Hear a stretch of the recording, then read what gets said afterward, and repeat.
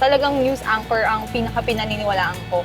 I believe on their stand, I believe on what they are saying, I believe on their facts or yung mga information na nakuha nila. Provided sila ng mga facts or mga credible sources. So, di ba, pag kunyari, nag-scroll tayo sa internet, tapos yung mga sinasabi ng mga vloggers natin, credible ba to? May mga sources ba to? Sinabi ba to sa balita and all? If about credibility po kasi, I will believe na lahat po ng sinasabi ng mga news anchor is the one na paniniwalaan ko. Kasi po, everything naman po ng sinasabi nila is dumadaan sa mga fact checker. And I believe po na yung mga tao pong nag-deliver ng news, mayroon po silang sinusunod na code of ethics. It is a journalism ethics po.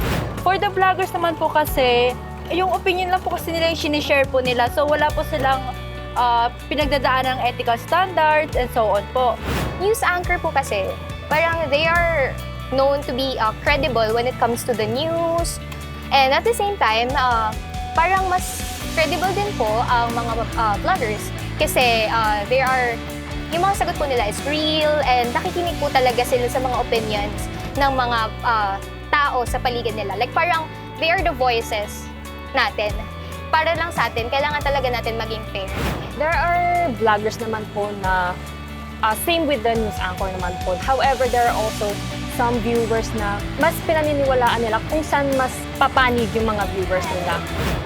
Of course, mas pipiliin ko po ang news anchor compare po maniwala sa mga vlogger. Sa news anchor po kasi, hindi lang isang tao. Kumbaga, meron din po tayong mga editors, meron po tayong mga writers, meron din po mga nagpa-fact check kung tama po ba yung mga news na nilalahad po natin sa publiko.